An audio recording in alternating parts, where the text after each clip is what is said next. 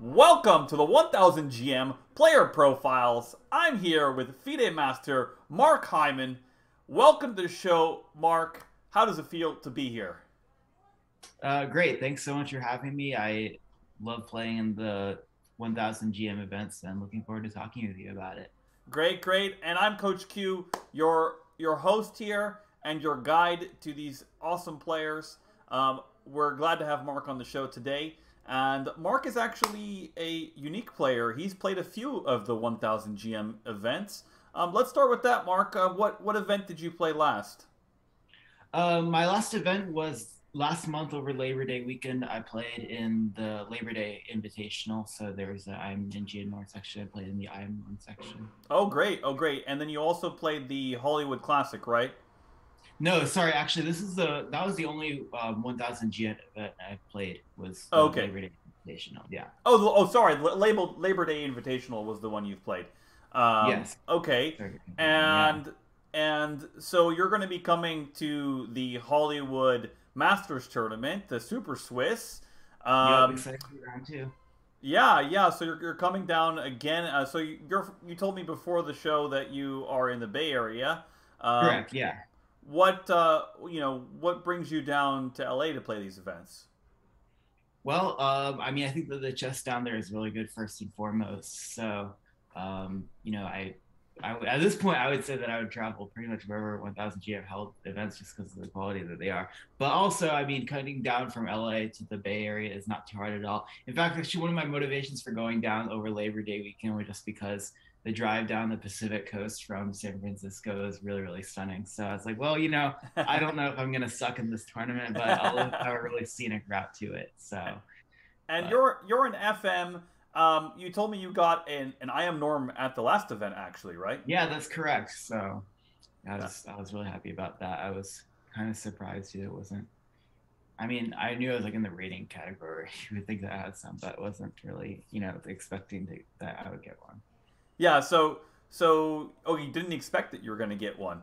Um, Yeah, yeah. I mean, I don't know. I'm not the traditional norm hunter, I guess. So I was like, well, I'm probably a lot less experienced than a lot of the players in these sections. yeah, So we'll talk about that. That's really for interesting. sure, yeah. So I mean, you're going to be battling for a Norm in this event. This is Super Oh yeah, Swiss. for sure. Right. So now I was like, okay, well, I have fun there. Let's see if we can make lightning strike twice. I Yeah, mean, the odds are great, but I'm looking forward to try. awesome, awesome. And oh, what's your connection to 1000 GM? What did you meet any of the organizers or anything like that? I actually just got connected with Josiah Stearman online on Facebook, and Josiah reached out to me. He's like, "Hey, you have a Oh, higher great. rating.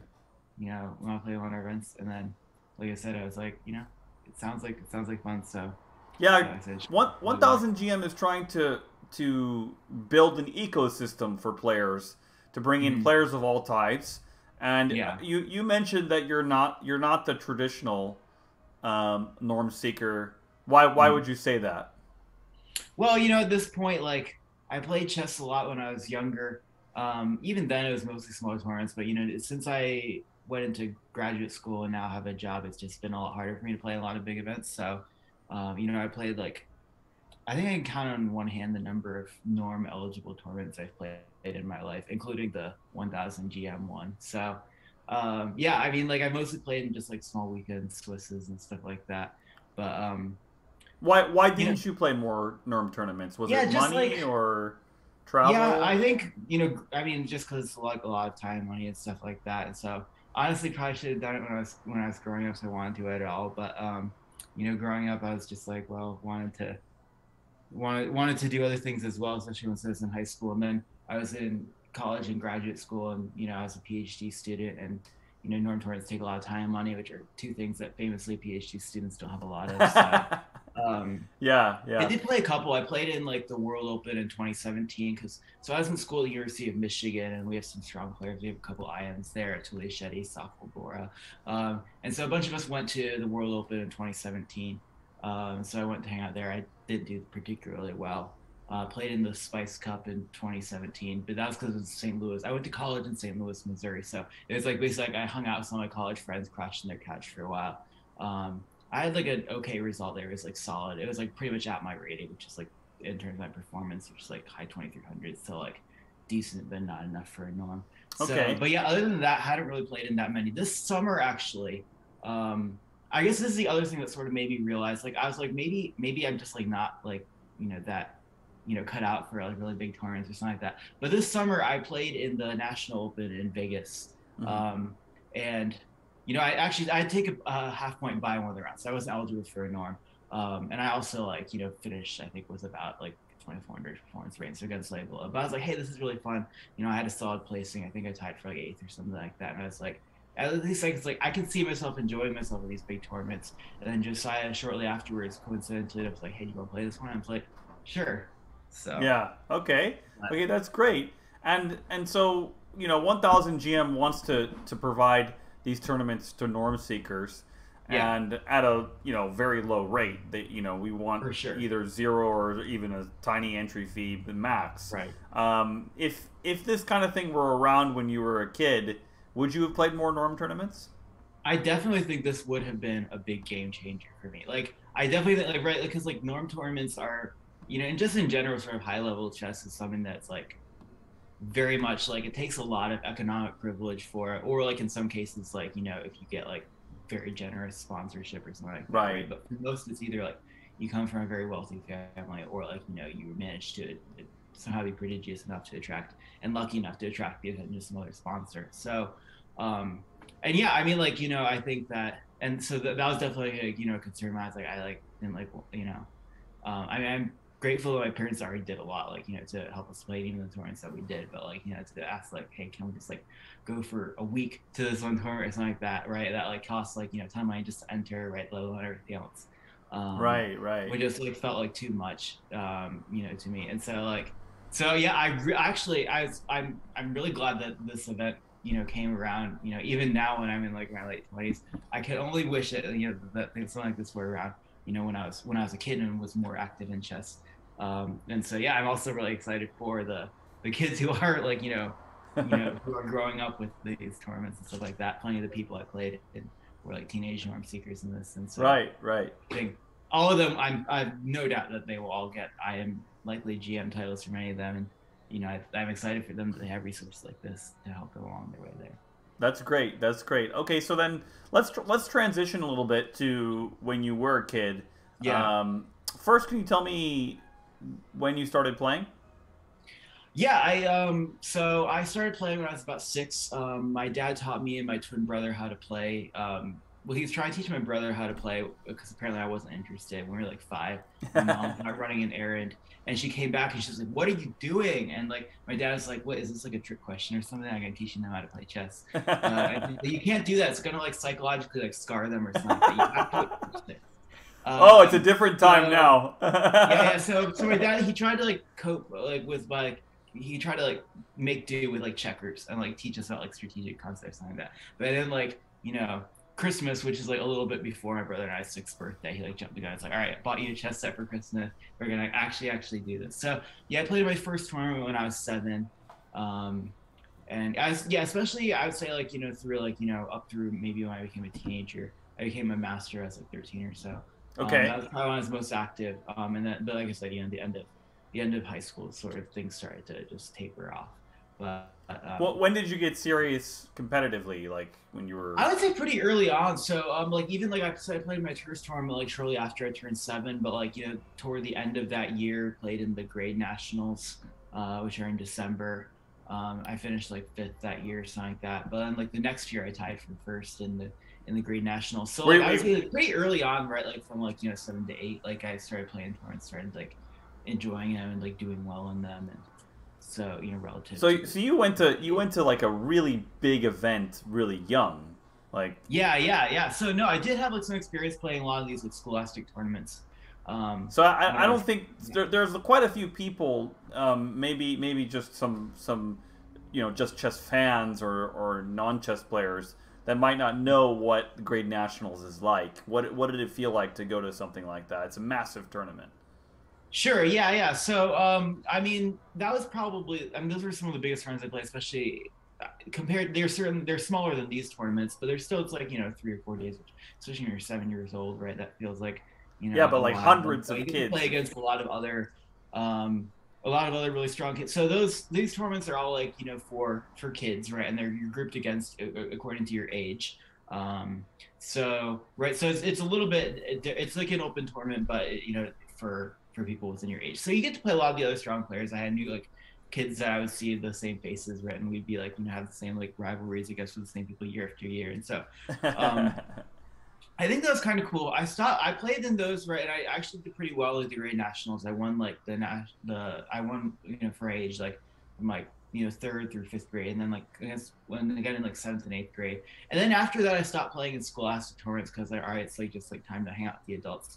In some ways, I actually kind of feel like that was a mistake though, in the sense that like, you know, because I didn't have social media and stuff like that, which maybe like, I mean, social media did exist at the time, so I guess I was just under a rock. But also, I'm slightly boomer. No, it was mostly like, college right, students. That like, you know, it wasn't like everybody was on like, you know, Facebook. And stuff like that. So because of that, right, like I didn't really feel like it's hard for you to connect with people, you know, if you like I didn't actually see them that much. And so when I stopped playing like these scholastic tournaments, like, you know, I wouldn't see most people my own age, and I think that was kind of my undoing actually toward like high school, because I just like sort of like, and I was like, well, you know, because none of my friends like in like, you know, day-to-day life would really play chess, right? And I was like, well, I'm not seeing like other people like sort of my age who are playing chess, and so it kind of just felt like it was just like, you know, what I would do, like, you know, me, and like my brother was really great. Like, I would play against my twin brother all the time. He's also a strong player, but you know, but other than that, right, it was just like something like I did with like my family, right? And like I think having that, like being able to connect with other peers is just like such an important part of really any activity, and I think I kind of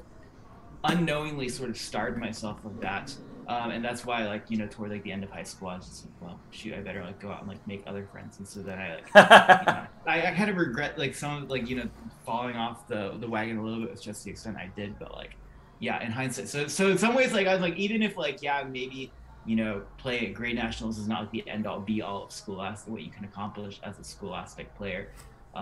Sort of what I wish is that somehow, be it through that, be it like even going norm hunting with other, you know, strong teenagers or something like that, and right, somehow I like that I wish that somehow I'd sort of stayed better in touch with, you know, the chess community and made more friends in the chess community my own age.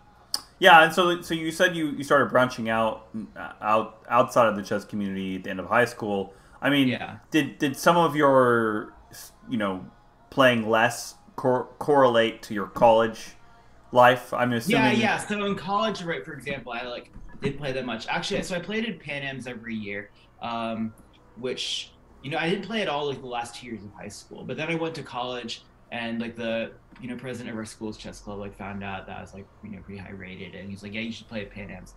And I actually really liked, so Pan Ams is like the collegiate national championship basically, and one of the cool things about Pan Ams is a team tournament, so you play in teams of 4, right, and you know, you're each playing your own game, but they sum up your results, so right, whichever team has more of their players wins that match. And it's between like Christmas and New Year every year, because that's when they know that like all the schools are off. Right. But I always enjoyed playing with that, playing for them, just because like I said, part of the thing that I kind of missed about chess and sort of led to me falling away from it toward the end of high school was just like feeling like I was missing out on like that, like, you know, that social element and getting to connect with other people, like, and like, you know, and you do get an aspect of that, right? Because you're playing in a team tournament, just because also, you know, you're playing also with other college students and stuff like that. So I really liked Pan Ams actually. What board did you play? Yeah, I was board 1 when I was at my undergraduate school, which is called Washington University. Okay. So we were in St. Louis, Missouri, actually, which is like the capital of the chess world. Which I definitely did not take advantage of. Like, you know, I played like maybe a couple like exhibition events at the St. Louis Chess Club and like then like Pan Ams, but that was pretty much it. So another kind of regret I have. I mean, I did many cool things I'm really happy about in college, so it's hard for me to regret too much. But could have definitely done it better. With that said, yeah, so I played there for 4 years, and then I went off to graduate school at the University of Michigan, where I played another 2 years. You're only allowed to play up to 6 years. So I was our board 3 at the University of Michigan. Like I mentioned, we had 2 IMs, a Tulia Shetty and sophomore. Yeah, because that's what I was wondering. So you started at the school. What's the school in St. Louis called again? Washington University in St. Louis, or WashU for short. And then you transferred to University of Michigan. Yeah, so I graduated. This is where I did my undergraduate degree, and then I did my PhD at the University of Michigan. And so while I was there, I played 2 more years as a grad student. And like I said, I made friends with them, and so we went to a couple other big tournaments together. So so I'd say that actually one of the other things that sort of kept my interest in chess like alive, at least to a small extent, during college and grad school, it sort of revived it from, you know, it sort of having taper off the end of high school, and what kept it alive to some extent was just sort of making friends through the universities that I was at the time. So yeah, so I'm so happy with that. And right, those are also like, again, those are pretty big events too, because a lot of the major collegiate chess programs, so there's several in St. Louis, Missouri, as well as like, you know, some parts of Dallas, Texas, University of Maryland, Baltimore County. A lot of those have like teams of like all grandmasters, right? They come from all over the world, and so, yeah, I just talked to. You actually get some really high quality quality chess at Pan Am's. So yeah, I just talked to a player from anybody who's in college from UTD. Yeah, for sure. Yeah. So, So okay, so you have a few regrets about not achieving higher titles, but you have a PhD. What's your PhD in? Computer science, I guess, which is perhaps not surprising for this player. So, yeah. I mean, not too surprising, but it's also something rigorous as well. So that took a lot of time and a lot of focus, right?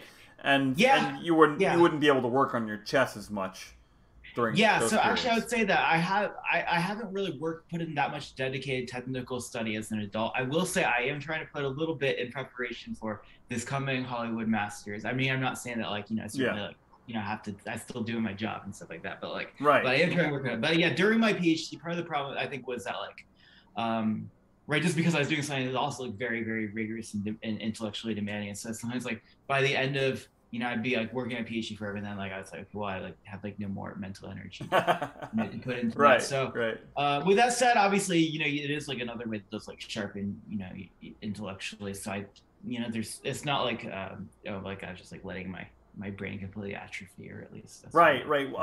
So it's funny because I got into some other hobbies I feel like were like completely like not at all like, you know, really intellectual or something like that, just as like kind of a break from it. But I did enjoy playing a couple tournaments. I played maybe a couple weekend tournaments a year in Southeast Michigan. They had all good ones, yeah. Are you so you're living in Silicon Valley? What are you doing there? Yeah, I work as a researcher at a federally funded national laboratory called Lawrence Livermore National Laboratory. So they work on problems like across the sciences and engineering. Fantastic. So I basically work as like a machine learning researcher. So it's more of like a kind of doing like more foundational research and like less about like, you know, developing a product. So it's a little bit isolated from like what's your specialty? I'm sorry, what'd you say? What's your specialty within computer science? I work in machine learning, so that's like a subfield of artificial intelligence. Essentially, what you're doing is you're trying to teach computers to learn patterns from data. So it has a lot of similarities with statistics, you know, big data, data science. A lot of these are buzzwords that get tossed around a lot. So, but again, like in my case, instead of like, I mean, I work in some applied projects as well, but we're also doing something where we develop sort of foundational machine learning tools other people can go on ahead and use for whatever their application. So this is very interesting, actually. Yeah. So what I want to know is, do you use your chess skills and apply it in these areas of machine learning and AI, or does your just natural intelligence, you know, help you be good at chess, or is there some overlap there? You know, is it your chess brain that you're using, or is it something else? I'm just curious. That's a good question. I don't know if I would say that like I consciously try to approach, you know, machine learning using sort of principles that I might learn from chess or vice versa. I mean, like I think certainly both appeal to people who tend to be more analytic or quantitatively minded. Yeah. But yeah, I don't think like, you know, I see like, for example, I don't like to say, okay, let me like try to like, you know, calculate every, you know, or something like that. Yeah. What I would say about chess though, and like why I do think is good, like I honestly think that sometimes I would think I was like really dumb if I like didn't play chess and get good at chess when I was pretty young. But you have a PhD, so I mean... I know. Well, it's just because like, you know, I think that's probably somewhat on me. Like I probably just need to like, you know, have more belief in myself. My PhD advisor would also say the same. But like also like just because, you know, you're around like super smart people too, right? I mean, partly right, like you know, the smarter you are, the smarter people you surround yourself with. And so I consider myself very much a privilege to be like the dumbest person in the room, like, whether it be where I work or whether it be like when I come down to like, you know, the 1000 GM events, right? And right. Players. So it's absolutely a huge privilege to be surrounded by people who are like really high achievers in your field or whatever. But what I mean to say is that like sometimes like, you know, in my worst moments of like grad school, I'd be like, why am I here? Like, you know, like, imposter syndrome hits hard, right? And like, I think most people who have done like PhDs will be able to resonate with this. But I also feel like I'm pretty susceptible to imposter syndrome. So like, it would hit me really hard. And I was like, well, I'm not saying like, I don't think that there's like a perfect, like, it's certainly not the case that like every chess player is smarter than every non-chess player, vice versa. But I was like, well, okay, if I like got like this good at chess, right, with, you know, comparatively, even as when I was a kid, I didn't like work that hard. I was like, I probably can't be like outright like dumb, like, you know. So I don't know. That was like maybe not the best reason. You can also say, well, you also like got into PhD program, so there are other ways that you might be able to know. But the point is like sometimes I would basically say that chess would give me at least the confidence to believe in myself that like somehow I had like sort of the intellectual horsepower to like to hang with the field. And then like, you know, beyond that is sort of beyond me, right? Of course, to try to make good use of it. But so, I wouldn't like sort of So you are a professional in machine learning, but in computer science. But where do you see chess for you? Is it a hobby? Yeah, I think chess is definitely a hobby for me. At this point, like I said, right now I'm you know excited to come back and play in some more of these 1000 GM events. I'm currently, I guess, especially after playing this, I'd say especially this year, playing in the National Open. Sort of reignited my interest in like, hey, maybe I could have fun playing at this high level. And then especially when I came down to 1000 GM and it was like, because I was like, well, you know, maybe I just like did get this high rating just like by like, you know, playing in like, you know, casual tournaments and like don't actually deserve it. But I was like, okay, maybe it seems like I can like, you know, in principle can do decently well at this skill. And so I don't know, I'd say that it's certainly, you know, I mean, I never intend to like, you know, make any part of my living from it, but like it's a hobby that I really like, hey, I do enjoy this. And like, you know, whatever I thought in high school when I was like, you know, angsty and, you know, just whatever, full of teenage hormones, right? Like, you know, this is part of me, this is like what I like to do, right? And like, you know, I think chess has constantly surprised me with how it's come to be a part of my life, like regardless of whatever else I got going on. Like I think that's definitely going to be the case. So are you intimidated to come into a room full of professionals, like people that are pursuing chess professionally? You know, honestly, not really. I will actually say that when I came down to the 1000 GM event in Labor Day, like it was actually a lot more collegial than I was expecting. Like I just had fun like talking with everybody, and like I felt pretty relaxed and stuff like that. Like I kind of wasn't actually really sure if it just gave me like, you know, super, just like, you know, awkward and like, you know, just like hunker down like deer and thing or something like that. But yeah, no, I guess like and like I said, I would also enjoy that too about Pan Am's too. Like, you know, partly there, of course, all the other, you know, people, you know, whether they be Grandmasters or not, are in college. So to be fair, that's a little bit different because you do have that in common.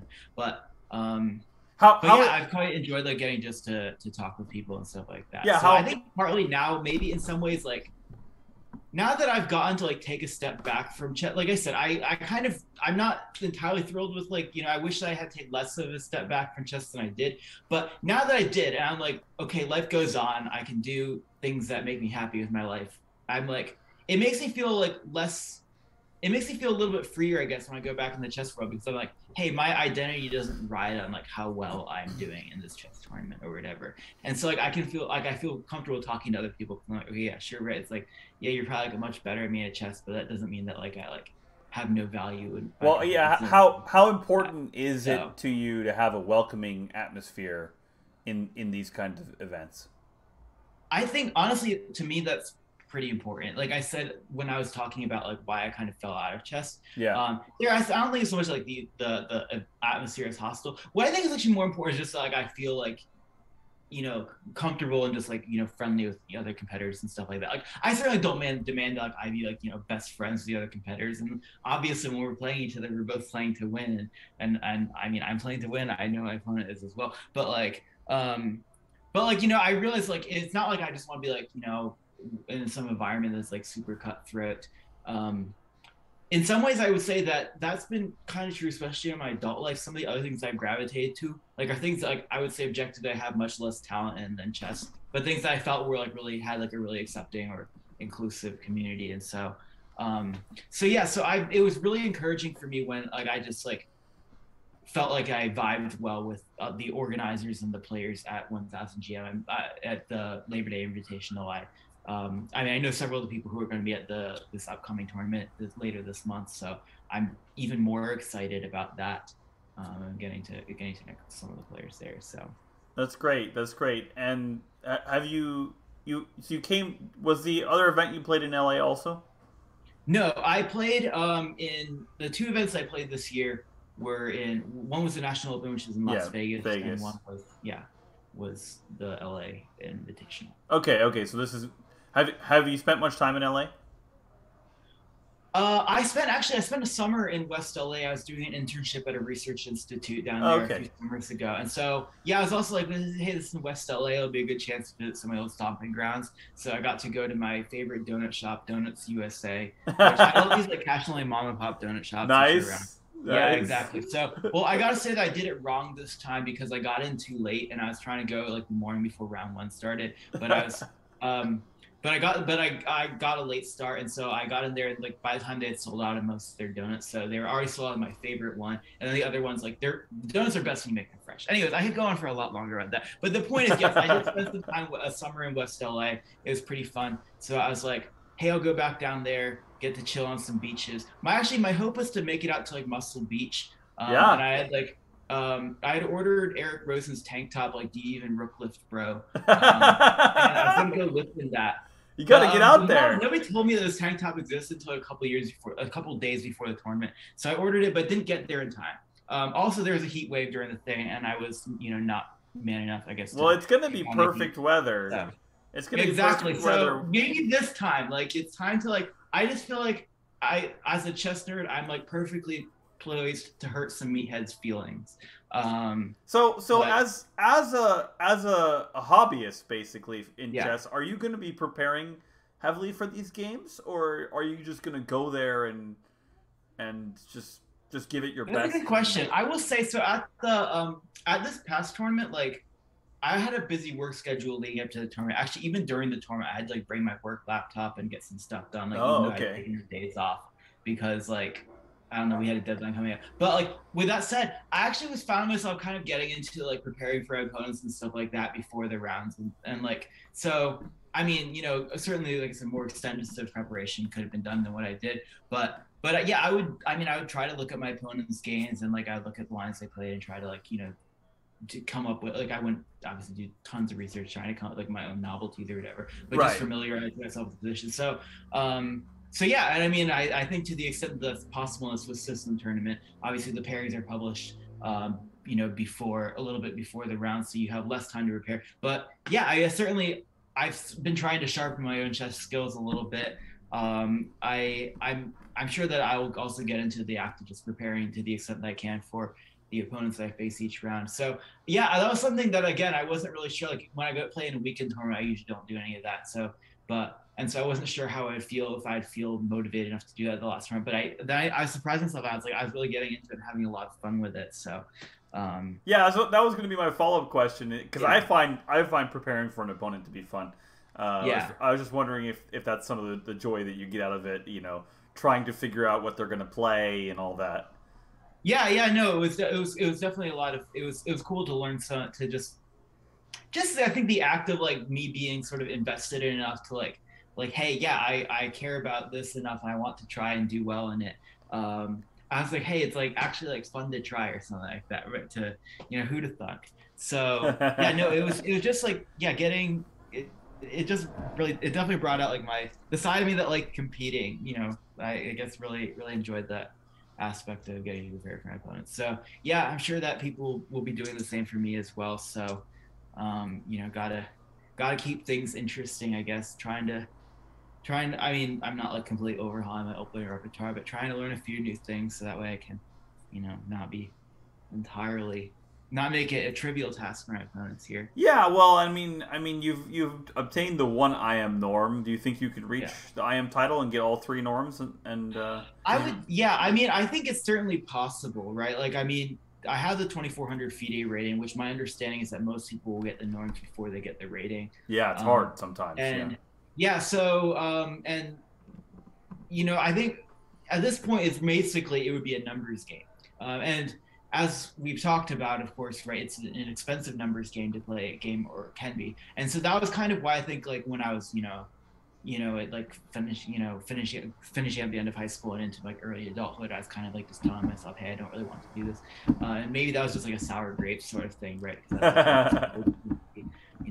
Feasible and stuff like that. But yeah, at least for the time being, I'm like, hey, like, yeah, I'll play these tournaments, and I don't realistically expect that every single tournament I'll play, like, I'll have a great tournament, right? Or get a norm. That's just not the way that chess or life works. But but at least it's enough that like, so I'm trying not to like put like undue pressure on myself. Like I said, it wasn't on my radar until somewhat recently that this could even be a possibility to go for the IM title.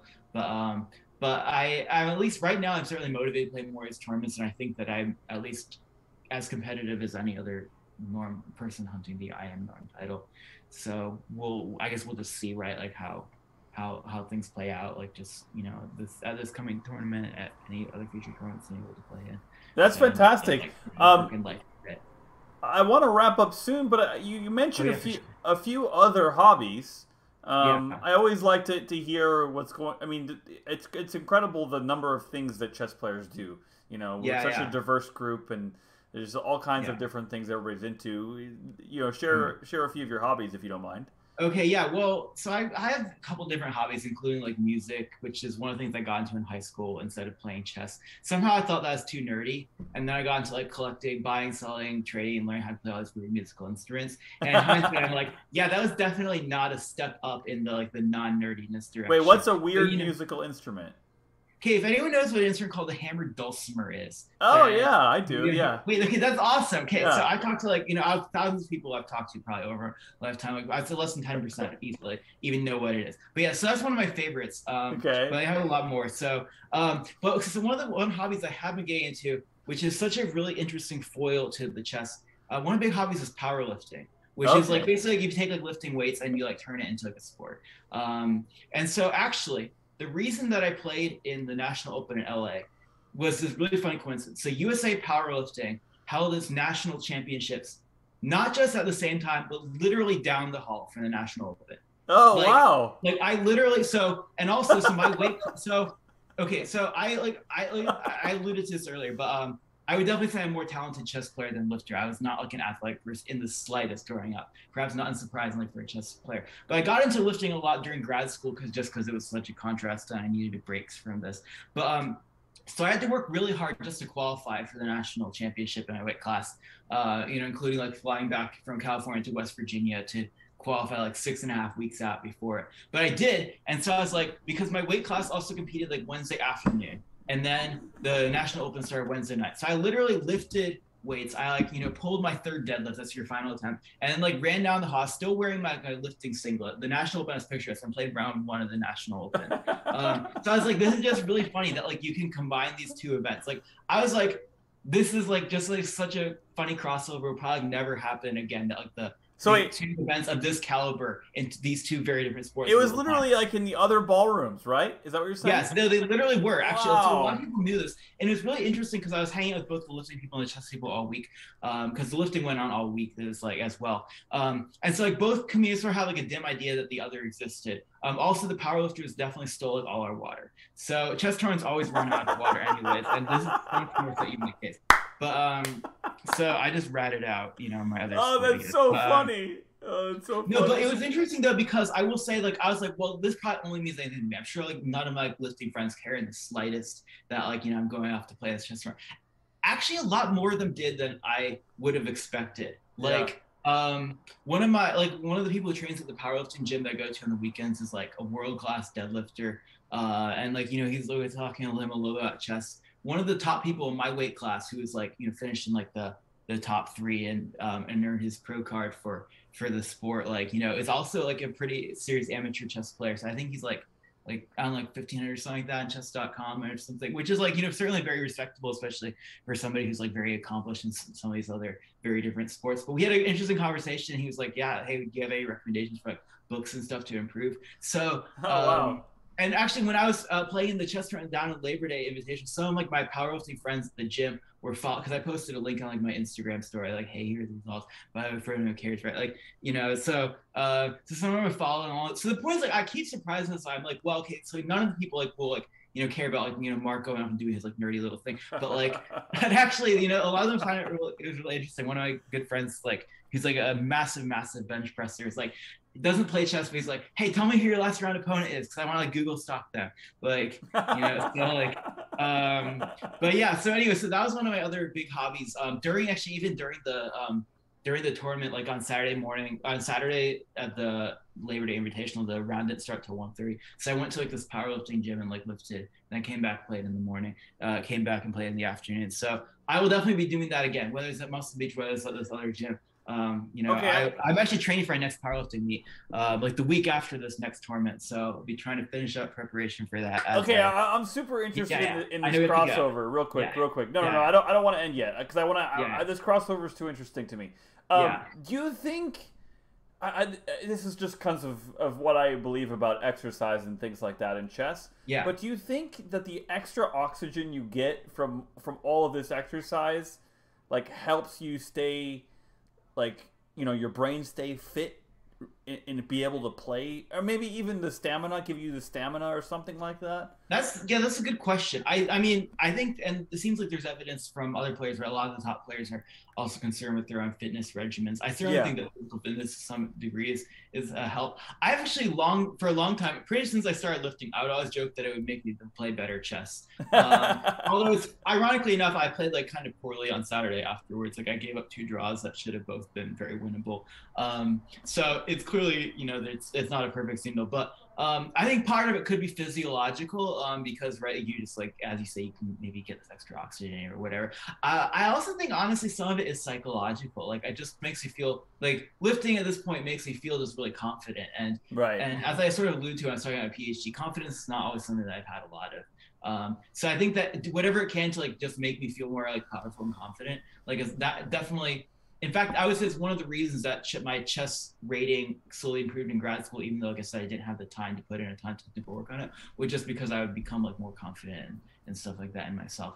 So I honestly do think that there is like sort of these things can work more like in synchrony, I guess, than people might think. That makes sense though, personally for you. If you're lacking some confidence, that lifting would give you that extra boost of confidence.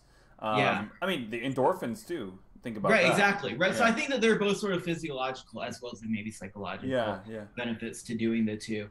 I don't like do them like for that purpose. I just do them separately because I enjoy them. But like, I have, whenever they do come together, right, even if it's just like a workout, or whether it's like I will tell you this much, like when I played the National Open, like, after round 1, like, I had like just like deadlifted like 600 pounds, which is like a huge lifetime goal for me. Like, like I was like, I thought I could have like run through a brick wall at that point. Like, so I wish I played Vladimir Kopian that round instead of round 3, when I was like, now all the tons of caffeine and no sleep like hit me, and I lost pretty ignominiously the following day.